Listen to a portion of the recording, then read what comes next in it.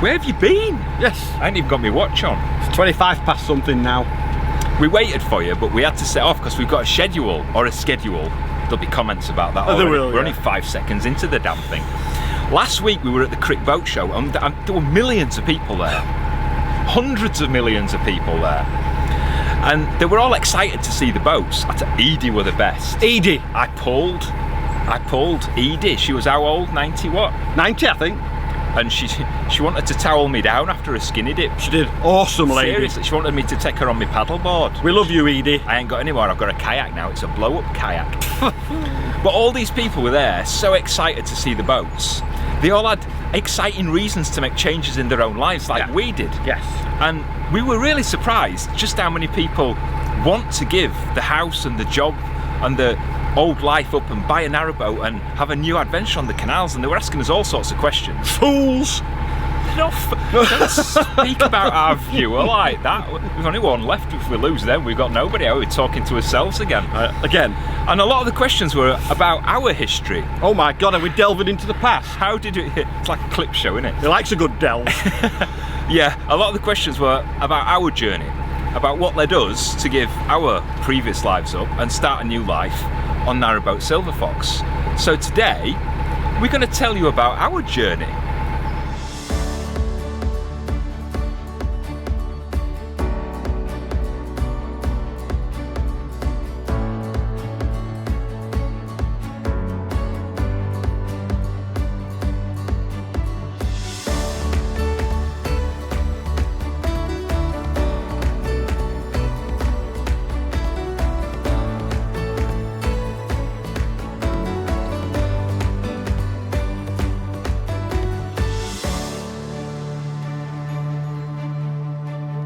It's a bit weird kind of doing introductions when we've been doing this for like over 3 years in it. I don't know, feels like 20, doesn't it? It feels a lot longer. So this is Margaret and I'm Clint, and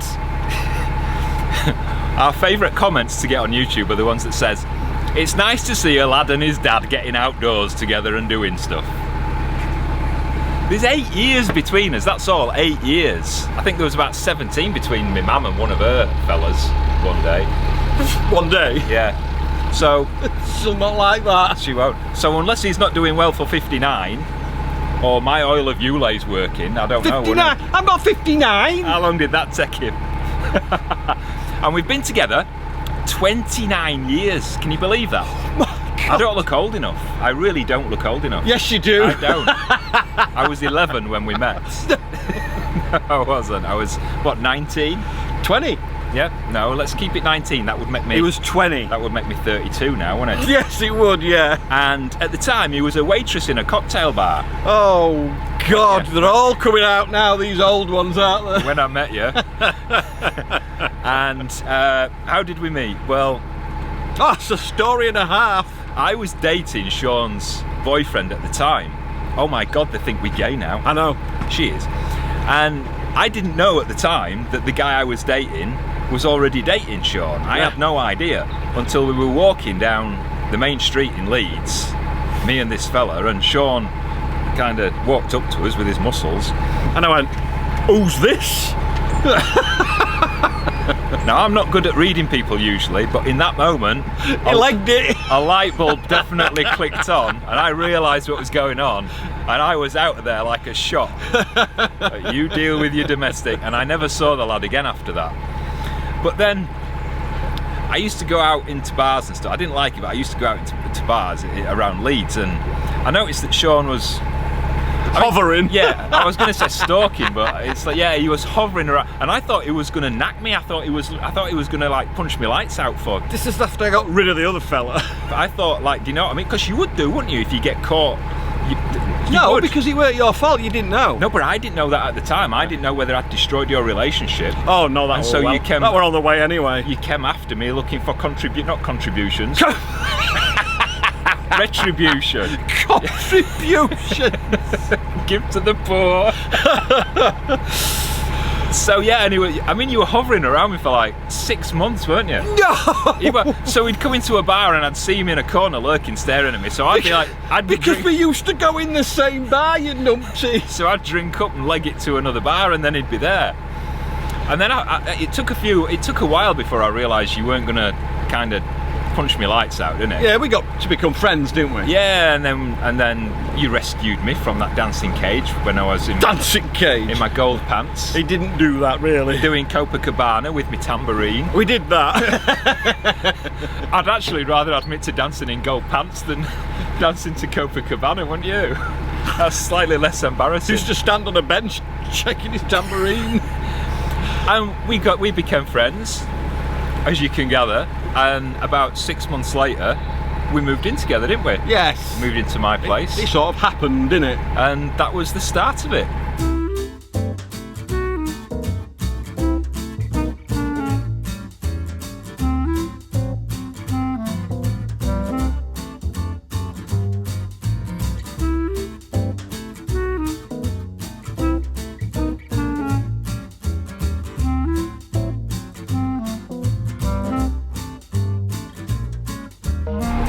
When did we first start thinking about getting a narrowboat? Well, when we took our first narrowboat holiday in 2003-ish. Was it 2003? I think so. It was around then, and it was with Snakegill boats, which were on the Leeds and Liverpool Canal near Skipton.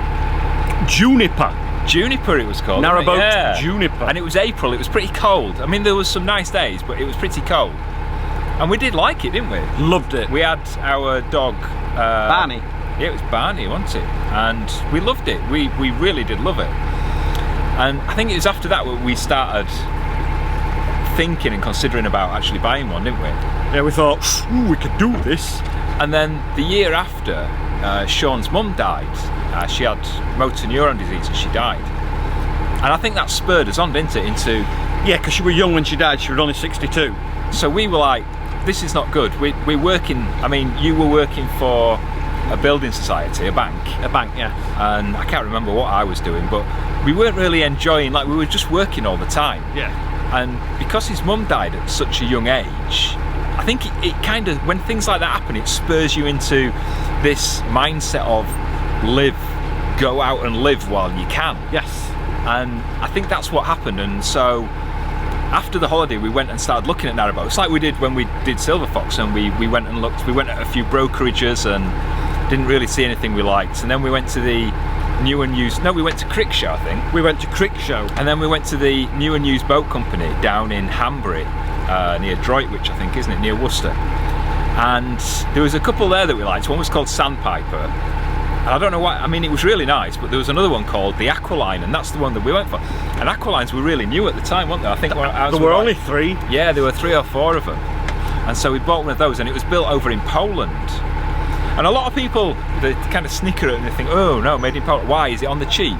Yeah. And it's not. I mean, it's because the craftsmanship is there, the materials are there, and it is cheaper. And look at their boats now, and they are beautiful. They are beautiful. I mean, we paid about £69,000 for our boat, our first one, back in 2004. And a boat of the same year sold for that same price just a few weeks ago, didn't it? Yeah. So it's lost no money in like 17, 18 years, which is amazing, isn't it? Really amazing. I mean, boat prices are a bit silly. Yeah. And so a few months later, I think it was October 2004, we launched the Great Escape. That's what we called the boat. And we cruised it from Droitwich, from Hanbury, all the way up to Yorkshire. Into Wakefield. Into Wakefield. That was like, we did that in about 2 weeks. That was a trip and a half, wasn't it? Oh.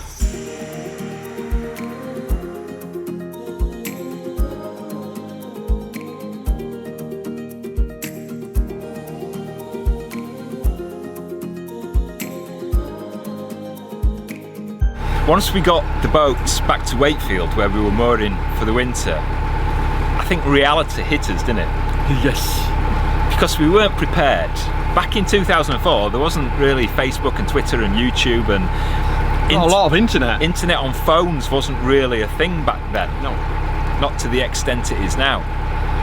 And I was a bit lonely. I felt I wasn't adjusting properly. By this time, I hadn't been diagnosed, so I didn't know what was going on. I was just a bit quirky and finding it tough adjusting. And we hadn't made a plan financially. We had a little bit of money put away, but not enough to live on long term, did we? It wouldn't have lasted long. And we were bored on the boat because it was winter. We were at a winter mooring. We couldn't really go cruising, so we bought a little car, and we just ended up going out and spending money in Nando's and bowling alleys and things like that. So the money didn't last long, and we started getting worried then what was going to happen. And then to add to the stress, things started going wrong with the boat. Nothing major, it was just snagging. It was just one thing, really, wasn't it? Well, there was a couple of leaks where it was leaking from a ladder rack, and then we started noticing water coming up, not in, but up through the bottom of the boat. So I was panicking, thinking we were sinking. This was at floor level. Thinking there was a hole in the hull. And it wasn't, it was a tiny little leak in the calorifier in the hot water tank. But because we couldn't see the leak, it was going down into the hull, into the bottom of the boat. The bilge was full. And it was about a foot deep before we noticed it coming up through the floorboards, which was a bit scary. So the boat company, the new boat company, were absolutely fantastic about it. They were mortified, weren't they? They were absolutely mortified, and they flew a team of craftsmen who fitted the original floor back out from Poland, and they fixed the calorifier, they dried everything out, and they laid new floor, and it looked like new again. They couldn't have done a better job. No, they couldn't. The customer service was absolutely amazing, but it just compounded, I think, everything that had been going on. For you it did, yeah. And I wasn't enjoying it. Really wasn't enjoying it, and I wanted to move off. So we moved off the boat. The boat company actually bought the boat back for the price we paid for it, because there was quite a waiting list for it at the time. So they managed to sell it on, and everybody was happy. And we've never seen that boat since, have we? No. We put something on social media recently because we've been searching for the boats, and we know that the new owners changed the name from the Great Escape to Portobello, as in the mushroom or the place in London. Yeah. And it's still the same colour. And it's still the same name, Portobello. And it's still called Portobello, but we haven't seen it. So if you've seen the narrowboat called Portobello, get in touch and let us know. We'd love to see it again after all these years.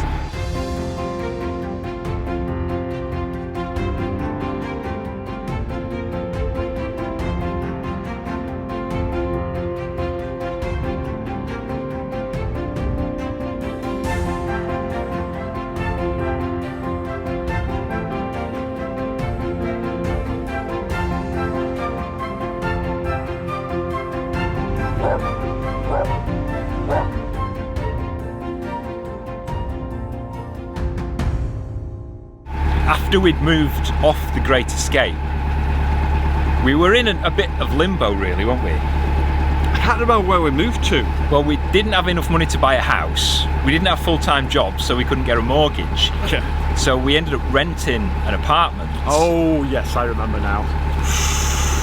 Which wasn't good because the neighbours upstairs were very noisy, very bangy feet, and a very bangy headboard, if you know what I mean. Although that was quite entertaining, to be honest. Better than the banging feet anyway. And we were in limbo because we were finding it difficult getting jobs again, because I wanted to work in radio, and that's really difficult to get back into once you're out of it. Yeah. And we didn't know what to do. So we had a bit of money and we treated ourselves to a holiday out in the Maldives like you do when you skin.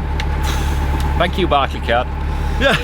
And it was like fate in a way, wasn't it? Because we met this couple, well, two couples that worked in the dive centre on the island that we were holidaying on, and we became really good friends, and Sean fell in love with diving, scuba diving out there and snorkeling.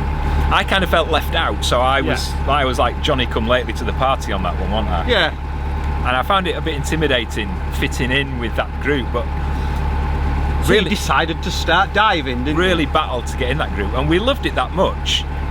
And it suited us, didn't it? We were actually really good at it, and I really got into photography, really enjoyed it, and long story short, we ended up working there. They offered us jobs. Yes, because we ended up taking course after course after course of becoming scuba diver instructors. And we rose up the ladder and got right to the top and became professional PADI diving instructors. Yeah.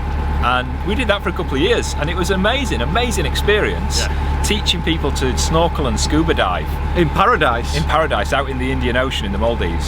Oh, it was an amazing experience, wasn't it? It's even more beautiful than it looks in the photos. When you first arrive in the Maldives, it takes your breath away, doesn't it? Yeah, it really does. It's a world away from the Leicester line of the Grand Union Canal, Yeah. but this is beautiful in a completely different way. That's true. Yeah, that's true.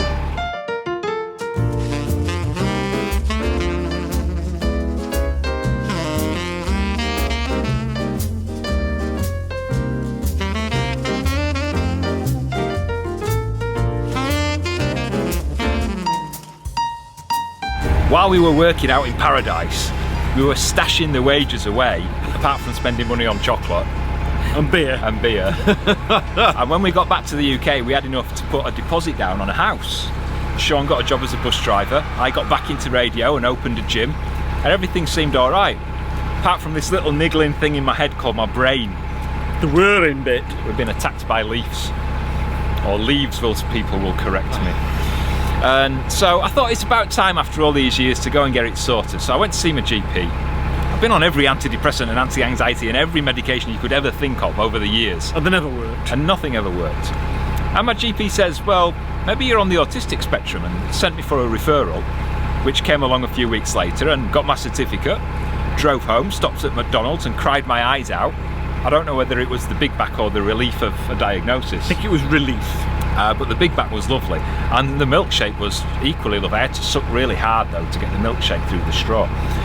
And it answered a lot of questions about why I'm unemployable, why I don't get on well with other people, and why it's better to work on my own. And that kind of set us up for a few years, didn't it? Yeah. Because I was working on my own in a radio studio, not really talking to many other people, because I'd still found that difficult. And I think the diagnosis helped because it did answer a lot of questions. You don't get any extra support, there's no new pill or anything that helps. And after 20 odd years together, it answered a lot of questions for Sean. But every day, I mean, even now, like years after, about 8-9 years after the diagnosis, still things come up that Sean doesn't understand. And I think it is difficult for anybody to understand any type of mental health condition, not just autism and ADHD, but there's all sorts of others that can have weird effects in your head that nobody, not even the people closest to you, can even begin to understand.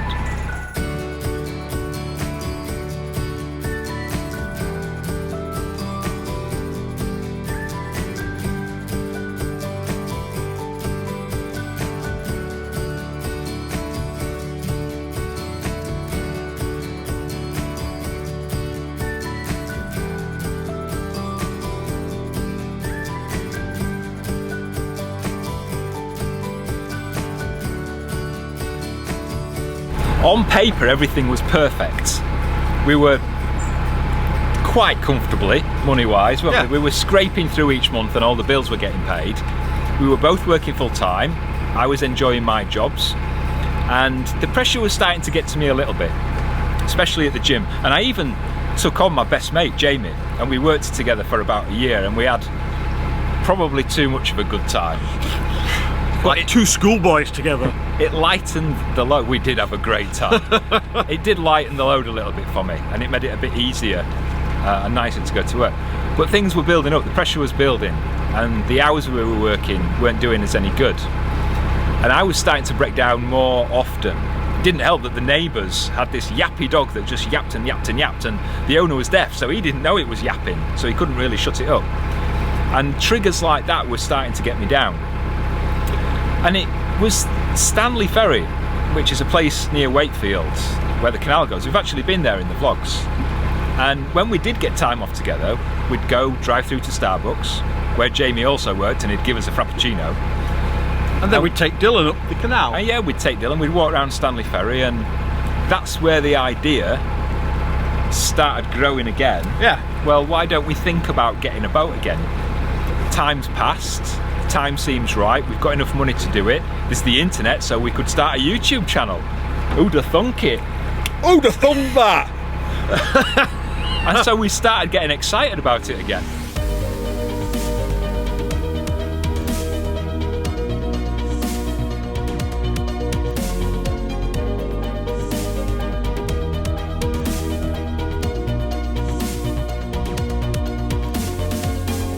And that was it. That was the point where we started creating vlogs. So if you want to see the rest of the story from there, just go back to episode 1 on this channel. A couple of things you might not know, if you want to do that, is that we've got a playlist called Every Foxes Afloat Vlog in Order from the Beginning. Does what it says on the tin. It does what it says on the tin. And the good thing about it is if you signed into YouTube when you're watching it, every time you stop, it remembers, so when you come back, it will start off from where you left off. Yeah. Because we get a lot of comments from people who are watching them out of order and don't understand what's going on. It's because you're not watching them in order. Jeez, my Louise. goodness. The other way you can do it, and not a lot of people know this, is at the end of every vlog, right at the very end, there's a couple of cards. One which is the playlist for every vlog in order, and another one which is the next episode. So if you're watching see that? So if you're watching an episode and get to the end, there's a link to go straight on to the next episode. Just click it. Isn't that clever? It's clever, this man, you know.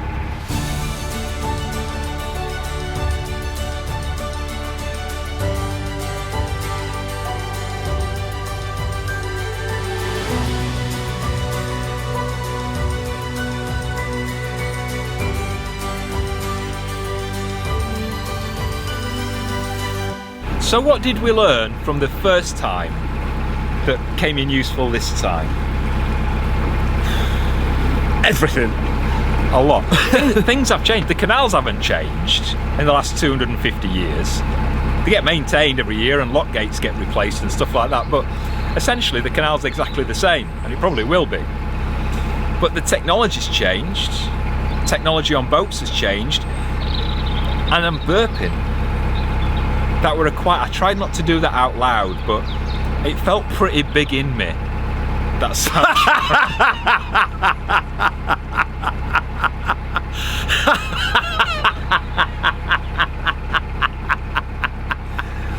Oh dear. Go on. You can't say that. Did we learn anything from doing it back in 2004 that's helped us out this time? Oh, everything.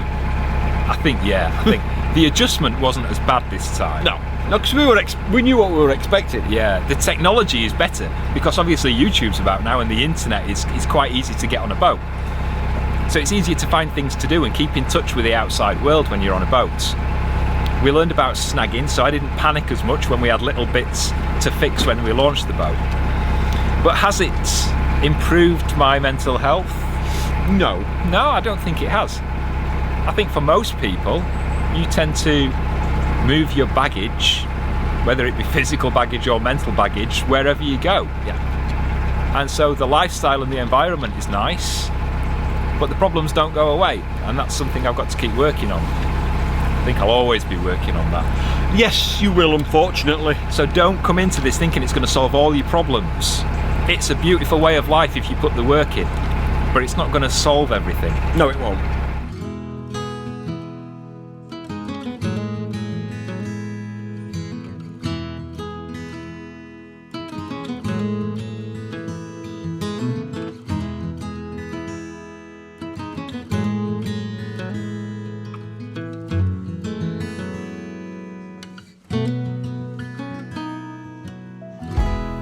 We hope you've enjoyed this little insight into our story, and maybe it might inspire you or put you off doing the same thing that we've done. Don't let it.